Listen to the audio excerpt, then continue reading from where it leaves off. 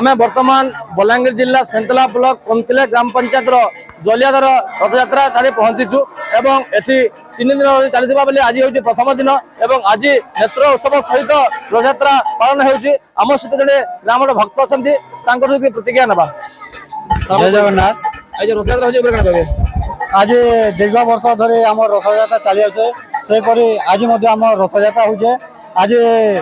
नेत्र उत्सव तार रथयात्रा टणा है बर्तमान आम महाप्रभु को रथ पर विजय कर सारी आप सीधा सड़क शुणुले वर्षारे समस्त जेहेतु समस्त गोटे रही भक्ति भावना से वर्षा भगवान को रथारूढ़ कर आम सहित आउ जड़े भक्त अच्छा प्रतिज्ञा ना रथटा के दिन जय जगन्नाथ। रथ 3 दिन है 3 नंबर दिन आम जलिया बहुत भीड़ हेसन महाप्रभु आज रथ ऊपर के चढ़ाई सारान आज भी वर्षा होचे फिर भी लोक बहुत अच्छा देखी पारे रथटा के वर्ष चलना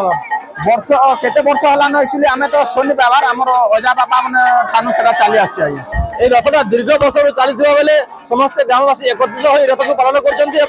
रथ 3 दिन हम आज आसंता काली तार पर दिन रथटा अनुष्ठित हम टिटलागढ़ प्रशांत कुमार मेहर रिपोर्टर टुडे।